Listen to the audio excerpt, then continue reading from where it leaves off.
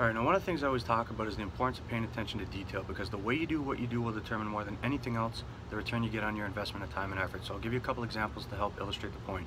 If you take a look at the board behind me, you're going to see two columns. At the top of one column, there's a number one. This is indicative that you're doing your reps one by one. You're doing singles. At the top of the other column, it says consecutive. It's pretty self-explanatory what I mean there.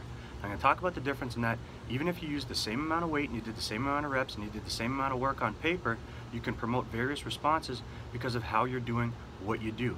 Now, when you do a repetition, you create a 1 to 4% decrement in momentary strength potential due to the fatigue that is created with the repetitions that you're doing. As a result, every rep that you do consecutively is going to feel 1 to 4% harder than the last one. When you're doing singles, you're not going to create the same amount of fatigue. The weight that you're lifting is going to feel like the exact amount of weight that you're lifting because you're not fatiguing the muscle fibers to the same degree. You're primarily going to promote a neurological response. This is best for improving technical efficiency and improving your capacity to showcase your strength. When you do your reps consecutively, fatigue accumulates and every rep is going to feel gradually harder than the last one. This is important because this will determine the magnitude of the stress that the muscle is under. Because you're recruiting and fatiguing more muscle fibers, you're going to promote more of a physiological response. You're going to build more muscle. The bigger and stronger the muscle is, the higher force producing potential there's going to be. So doing your reps this way is better for building strength. I'll give you another example. Let's say you want to do 25 repetitions and you're using 80% of what you could lift for one. Let's say you're doing 25 singles versus doing 5 sets of 5. Now when you're doing your singles, the average rep is going to feel like you're using 80% of what you could lift for one.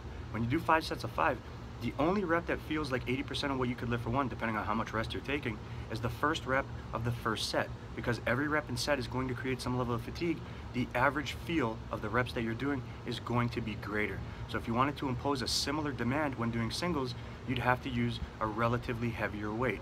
So let's go through this a little bit. If we do 5 sets of 5, the first rep of the first set's going to feel like 80% of what you could lift for one. The second rep might feel like 82.5%. The third like 85. The fourth like 87.5, and the fifth like 90%. The average rep is going to feel as if you were lifting 85% of what you could lift for one during that set.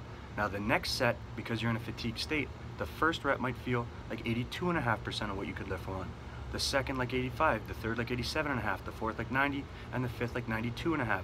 The average repetition is going to feel as if you were lifting 87.5% of what you could lift for one. The average rep is going to feel like 90% on the third set, like 92.5 on the fourth, and like 95 on the fifth. The average rep of all 25 is going to feel as if you were lifting 90% of what you could lift for one. So even though you're doing the same amount of work with the same amount of reps, because of how you do them, you're going to promote a very different response. So this illustrates perfectly the importance of paying attention to detail, because the way you do what you do will determine more than anything else the return you get on your investment of time and effort. Just because it adds up on paper and you're doing the same amount of reps with the same amount of weight does not mean you're going to promote the exact same response. If you like the information, share it, click the fucking button at the bottom of the screen you're looking at, subscribe to the channel, support this motherfucker right here, and this motherfucker right here is going to continue to bring you the best information you're going to find as it relates to training to build muscle, get stronger, lose fat, look better, perform better, all that fucking shit.